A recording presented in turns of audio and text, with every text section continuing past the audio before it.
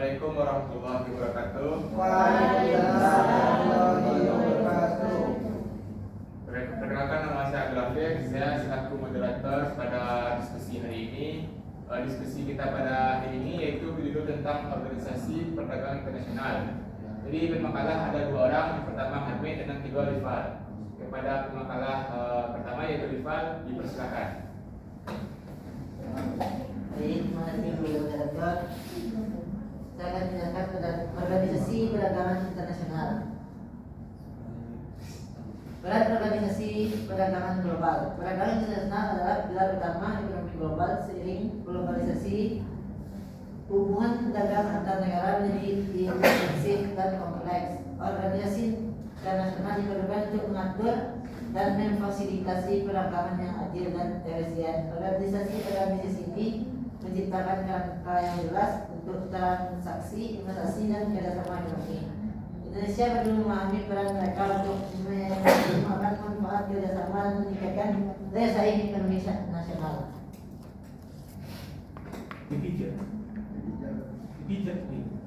Definisi dan organisasi utama. Organisasi perdagangan internasional, lembaga yang dibentuk oleh beberapa negara untuk mengatur, memfasilitasi, dan mengembangkan perdagangan serta kerjasama ekonomi antara negara. Dibentuk karena kebutuhan akan peraturan perlindungan dari praktik tidak adil dan upaya mencapai kesejahteraan ekonomi melalui kerjasama antar struktur. World Trade Organization (WTO) didirikan pada 1 Januari 1995, menggantikan GATT bermarkas di Geneva, Swiss, dan terdapat 164 negara. Tujuan utama memfasilitasi perdagangan internasional yang bebas dan adil, mengurangi hambatan dan menyediakan forum negosiasi multilateral. Peran vitalnya itu menyediakan kerangka hukum untuk perdagangan internasional dan mekanisme penyelesaian sengketa yang efektif antar negara. IMF dan World Bank, pilar keuangan global. International Monetary Fund, organisasi keuangan internasional yang mendukung stabilitas sistem moneter internasional. Tujuannya itu mempromosikan kerjasama moneter, memfasilitasi perlindungan perdagangan, dan mempromosikan stabilitas nilai.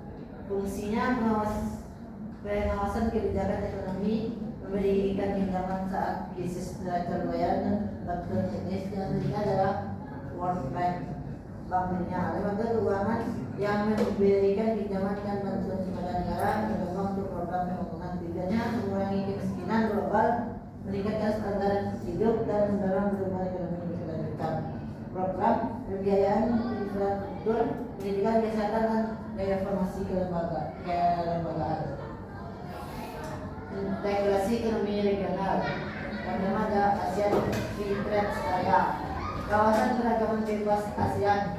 Tujuannya adalah meningkatkan daya saing ekonomi kawasan dengan menciptakan basis produksi dan pasar regional bagi 600 juta penduduk. Menggunakan skema CEP untuk menurunkan tarif menjadi 0,5%. Yang kedua adalah Asia Pacific Economic Cooperation, forum kerjasama ekonomi regional yang merupakan 21 ekonomi termasuk Indonesia. Tujuannya mendukung pertumbuhan ekonomi berkelanjutan, memperkuat komunitas Asia Pasifik, serta mendorong perdagangan dan investasi yang bebas dan terbuka.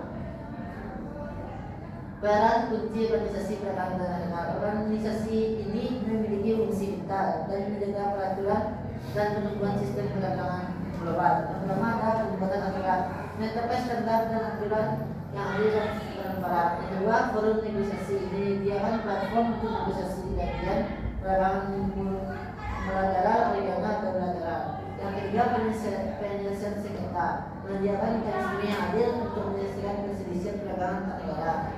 Yang keempat, pengawasan dan monitoring, memantau kebijakan perdagangan negara anggota untuk memastikan kepatuhan terhadap komitmen. Fungsi mendukung dan fasilitas. Yang pertama ada bantuan teknis, program peningkatan kapasitas untuk negara berkembang agar lebih efektif berpartisipasi dalam perdagangan. Yang kedua, fasilitas perdagangan, mengurangi birokrasi dan menyederhanakan prosedur biaya cukai untuk efisiensi lintas batas. Yang ketiga, penyediaan data, mengumpulkan, menganalisis dan menyebarkan data titik perdagangan global untuk pengambilan keputusan. Yang keempat, fungsi bersama, mendorong kerjasama ekonomi yang lebih luas di berbagai bidang seperti investasi, teknologi dan lingkungan. Dampak keanggotaan bagi Indonesia. Sebagai negara berkembang dengan ekonomi terbuka, Indonesia mendapat manfaat signifikan dan dari keanggotaan dalam berbagai organisasi perdagangan. Manfaat pertama, akses pasar yang lebih luas dan peningkatan ekspor. Yang kedua, aliran investasi asing dan transfer teknologi. Yang ketiga, berhubungan untuk pengembangan ekonomi nasional. Tantangannya, Indonesia harus terus meningkat daya saing produk nasional dan menyesuaikan regulasi domestik dengan standar internasional untuk memaksimalkan peluang. Kesimpulan, fungsi vital organisasi perdagangan internasional vital dalam mengatur dan memfasilitasi perdagangan global. Peran kuncinya peran mereka meliputi pembuatan aturan, forum negosiasi, penyelesaian sengketa dan kesehatan perdagangan. Manfaat dan tantangan, memberikan akses pasar dan investasi, namun menuntut anggota untuk meningkatkan daya saing. Sekian dari saya kembalikan kepada moderator. Terima kasih kepada saudara Iqbal. Selanjutnya kepada saudara Hamid yang akan menyampaikan materi tentang organisasi perdagangan usaha. Kepada Hamid, silakan.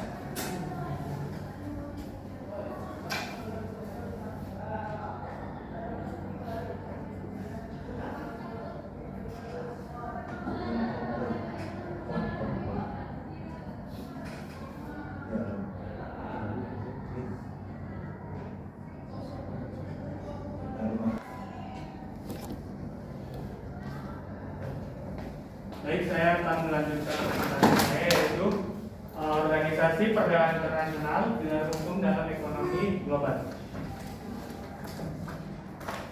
Kerjasama global organisasi internasional itu yaitu wadah kerjasama antar negara yang menyatukan kepentingan bersama melalui piagam dan perjanjian tersebut. Meskipun negara adalah subjek utama hukum internasional, organisasi internasional memiliki kewenangan terbatas sesuai dengan persetujuan dan pembentukannya. Dalam organisasi internasional itu yaitu untuk wadah kerjasama, yaitu mekanisme formal dan menyelaraskan kebijakan dan kepentingan antara anggota. Dan kewenangan terbatas, kekuasaan organisasi internasional didefinisikan secara ketat oleh dokumen pendirian. Personalitas yuridis organisasi internasional. Keberadaan organisasi internasional sangat terkait dengan personalitas yuridis atau kepribadian hukum yang memungkinkan mereka menjalankan fungsi hukum seperti membuat kontrak, perjanjian, hingga mengajukan tuntutan. Personalitas hukum nasional yaitu diwujudkan melalui Headquarters Agreement yang memberikan hak istimewa dan kekebalan diplomatik di negara dan rumah. Contohnya seperti PBB dengan AS, Belanda, Swiss, Australia, dan ASEAN dengan Indonesia. Personalitas hukum dalam hukum internasional. Organisasi memiliki hak dan kewajiban hukum seperti mengajukan, menghadapi gugatan, memiliki aset, dan memperoleh kekebalan hukum.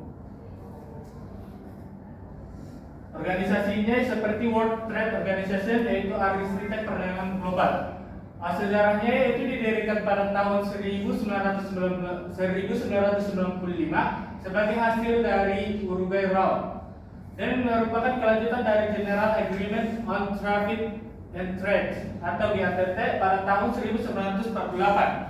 Tujuan utamanya yaitu untuk menciptakan perdagangan bebas, mendorong pertumbuhan ekonomi dan meningkatkan kesejahteraan global. Saat ini WTO memiliki 159 anggota.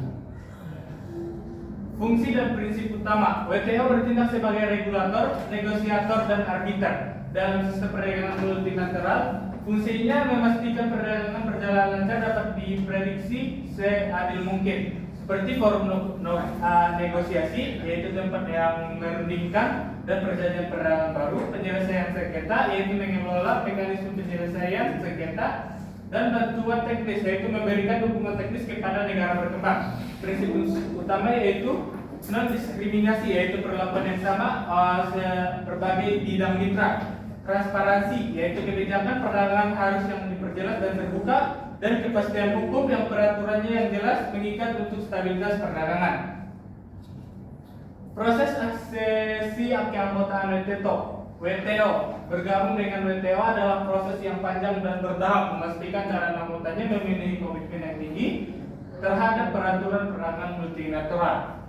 Memorandum kebijakan yaitu penyampaian kebijakan dan rezim perdagangan domestik calon anggota kepada WTO. Yang kedua itu negosiasi ke akses pasar. Negosiasi dengan negara anggota tentang tarif dan hambatan negara lainnya, penyusunan syarat dan keputusan akhir ratifikasi yaitu persetujuan oleh 2/3 anggota WTO diikuti ratifikasi oleh parlemen calon anggotanya. Mekanisme pengambilan keputusan sengketa WTO, yaitu pengambilan keputusannya yaitu asas konsensus, yaitu keputusan mayoritas diambil dari berdasarkan kesepakatan antar anggotanya. Satu negara satu suara, prinsip kesetaraan dalam proses pemungutan suara resmi dan badan utama Dewan Umum dan konferensi tingkat menteri. Penyelesaian sengketa yaitu seperti sengketa dibawa ke dispute settlement body, panel ahli penyusunan laporan, proses banding, dan DSM menerima menolak laporan akhir melalui konsensus dalam 30 hari. Organisasi regional di ASEAN pun terdapat beberapa organisasi seperti ASEAN dan AFTA. ASEAN ini didirikan pada tanggal 8 Agustus 1967 di Bangkok untuk memperkuat kerjasama regional di bidang ekonomi, sosial, budaya, dan pendidikan. Sedangkan di AFTA, ASEAN Free Trade Area bertujuan untuk meningkatkan daya saing melalui penurunan tarif dan penghapusan hambatan non-tarif. Organisasi ekonomi regional dan khusus lainnya tidak hanya di ASEAN, ada juga seperti AEC, MII yaitu European Economic Community atau Masyarakat Ekonomi Eropa dibentuk melalui Trade Room untuk pasar bersama kebijakan ekonomi terbantu di Eropa Barat. Yang kedua seperti APEC Asia Pasifik Ekonomi yaitu Corporation Forum Kerjasama di Asia Pasifik berfokus pada perdagangan, investasi, pariwisata, dan pembangunan SDM. Dan OPEC Organization of the Petroleum Exporting Countries mengatur pasokan, pemasaran, dan produksi minyak untuk menjamin ketersediaan energi global dan stabilitas harganya.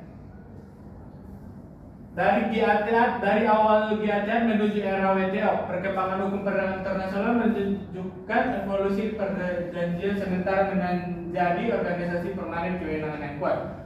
Yang pertama yaitu GATT berfokus pada pengurangan hambatan, terus melakukan perutaran di Uruguay atau negosiasi besar mulai dari tahun 1986 sampai 1994. Dan WTO terjadinya WTO pada tahun 1995 yaitu regulasi global penyelesaian sengketa. GATT yaitu perjanjian umum yang mengurangi hambatan dagang dan tarif. Sedangkan WTO yaitu organisasi permanen yang mengatur dan mengawasi implementasi perdagangan bebas global dan mekanisme penyelesaian sengketa yang dimiliki. Baik, cukup sekian yang saya dapat sampaikan. Saya kembalikan kepada moderator. Terima kasih kepada Saudara Hamid. Selanjutnya, apakah teman-teman ada yang mengkritik atau memberikan saran?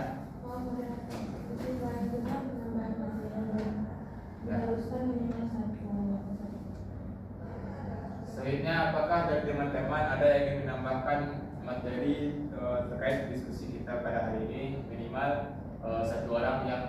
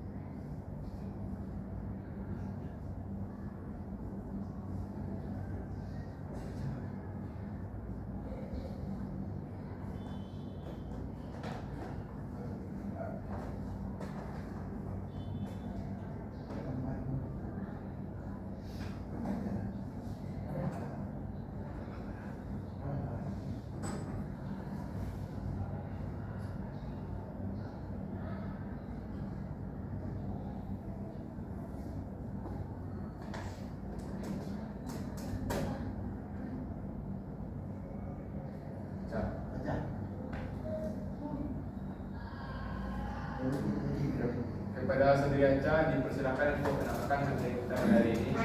Jadi moderator saya sedikit materi dari materi kelompok yang setelah presentasi tadi judul organisasi perdagangan internasional. Nah, jadi perdagangan internasional ini adalah suatu lembaga atau badan yang dibentuk oleh beberapa negara yang dari beberapa saya ulang.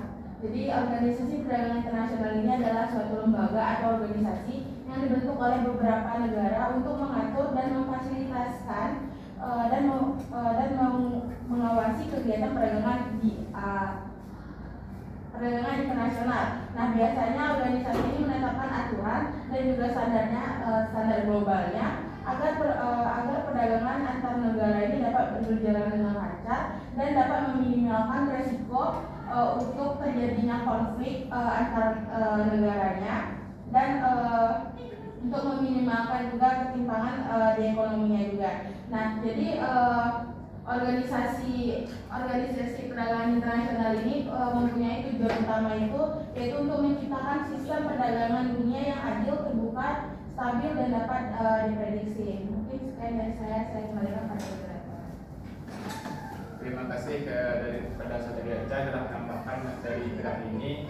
Selanjutnya teman-teman yang ingin bertanya dipersilakan untuk mengangkat tangan. Masing-masing dua-dua. Tim pertanyaan.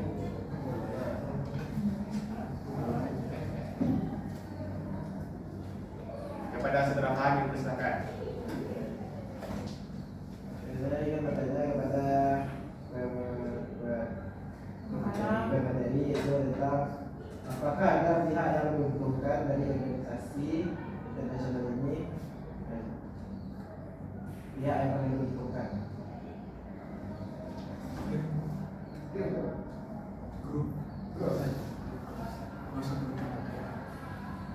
WA saja. Ayo ya.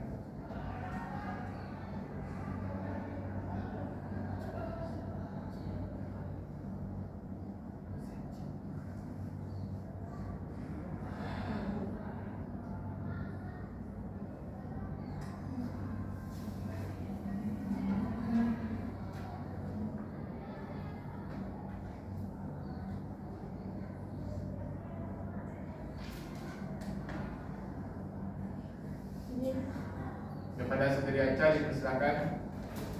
Terima kasih kembali kepada moderator. Saya ingin bertanya kepada pematara. Tadi saudara Hamid ada sedikit menyinggung atau banyak bahkan ya menyinggung tentang WTO atau World Trade Organization (WTO). Nah, jadi saya ingin bertanya sejauh mana sih WTO ini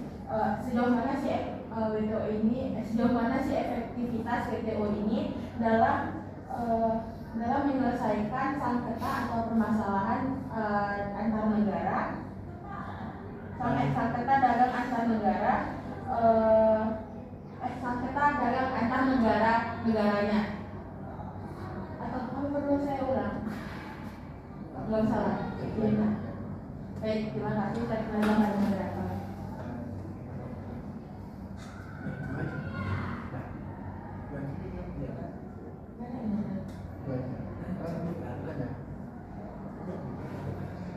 Kalau nggak ada dua aja ini cukup karena Terima kasih kepada Saudari Aca. Cuma dua orang yang bertanya, mungkin teman tadi membutuhkan waktu untuk menjawab pertanyaan dari saudara. Kepada teman tadi dikasih waktu 5 menit.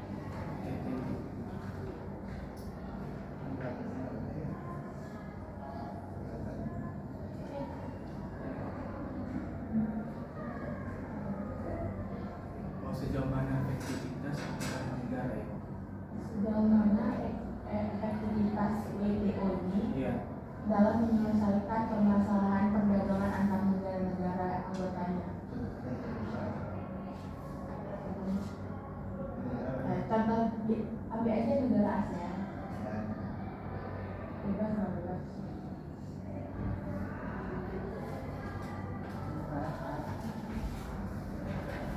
Saudari Rival akan menjawab dari saudara Bahan kepada saudara Rival, silakan. Baik, saya akan menjawab pertanyaan Bahan. Yang pertanyaannya, apakah ada pihak yang paling diuntungkan di organisasi perdagangan internasional? Dalam organisasi perdagangan internasional seperti organisasi perdagangan dunia, terdapat beberapa pihak yang dapat diuntungkan, antara lain yang pertama negara-negara maju. Negara-negara maju seperti Amerika Serikat, Uni Eropa, dan Jepang memiliki kekuatan ekonomi dan politik yang besar sehingga mereka dapat mempengaruhi kebijakan perdagangan internasional. Yang kedua, perusahaan multinasional. Perusahaan multinasional dapat memanfaatkan perdagangan internasional untuk meningkatkan keuntungan mereka dengan mengakses pasar. Yang ketiga, negara-negara yang memiliki sumber daya alam. Negara-negara yang memiliki sumber daya alam yang melimpah dapat diuntungkan dari perdagangan internasional. Baik, saya ulang menjelaskan. Terima kasih kepada saudara Rival. Apakah saudara paham? Apakah dari teman-teman ada yang menambahkan jawaban atau tidak sesuai dengan materi?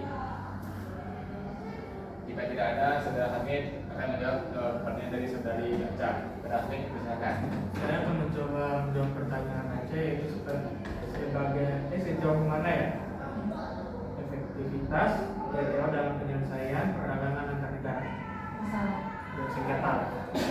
Contoh kasusnya yaitu seperti sengketa ekspor di nikel Indonesia ke Uni Eropa sampai sekarang, yang melatar belakangi Indonesia melarang ekspor biji nikel mentah sejak tahun 2020 untuk mendorong hilirisasi dan pembangunan industri dalam negeri kebijakan. Dianggap melanggar aturan WTO dan oleh Uni Eropa. Karena itu dinilai menghambat perdagangan bebas baku industri baja mereka. Prosesnya di WTO itu dalam penyelesaiannya itu Uni Eropa menggugat Indonesia ke WTO, dan panel WTO kemudian memutuskan bahwa larangan ekspor Indonesia melanggar aturan WTO. Namun Indonesia mengajukan banding, menolak hasil tersebut dan tetap mempertahankan kebijakan hilirisasi dengan alasan pembangunan nasional dan keberlanjutan ekonomi. Dampak yang dilakukan itu yaitu seperti kasus ini menunjukkan bahwa WTO efektif sebagai forum penyelesaian sengketa secara resmi, karena sengketa besar bisa dibahas secara hukum bukan politik. Yang kedua yaitu prosesnya masih berjalan lama, apalagi sistem banding WTO sangat macet. Yang ketiga, dari sisi Indonesia, sengketa ini juga menjadi alat diplomasi ekonomi sekaligus bukti bahwa negara berkembang bisa memanfaatkan WTO untuk mempertahankan kepentingan nasional. Dalam kasus Indonesia dan Uni Eropa, WTO terbukti berfungsi efektif sebagai wadah hukum internasional untuk menyelesaikan konflik dagang, meskipun hasil akhirnya belum sepenuhnya memuaskan kedua pihak dan masih menghadapi tantangan prosedural. Baik, saya sampaikan ke Bapak Moderator. Terima kasih kepada saudara Hamid. Apakah saudara Aca paham? Apakah teman-teman ada yang menambahkan? Jika tidak ada, saya akan menyimpulkan materi kita pada hari ini, yaitu tentang organisasi perdagangan internasional. Organisasi perdagangan internasional adalah kerjasama antar negara yang menyatukan kepentingan bersama melalui perjanjian bersama dan tujuannya untuk menjaga kestabilan ekonomi. Organisasi ini terdiri dari beberapa organisasi, yaitu WTO, IMF, World Bank, AFTA, dan APEC. WTO ini menciptakan perdagangan bebas dan menjaga kestabilan ekonomi dan memiliki anggota 155 anggota. Dan begitu juga ASEAN. ASEAN ini tujuannya untuk memperkuat kerjasama kegiatan ekonomi di Asia Tenggara. Dan begitu juga dengan APEC. APEC ini berfokus pada perdagangan, investasi, dan pengembangan SDM. Jadi dari perdagangan internasional ini, dari pertanyaan saudara, pihak yang paling diuntungkan adalah negara-negara maju yang memiliki ekonomi yang lebih maju dari negara lain. Begitu kesimpulan dari saya. Kita sudahi diskusi kita pada hari ini dengan mengucapkan alhamdulillah. Assalamualaikum warahmatullahi wabarakatuh.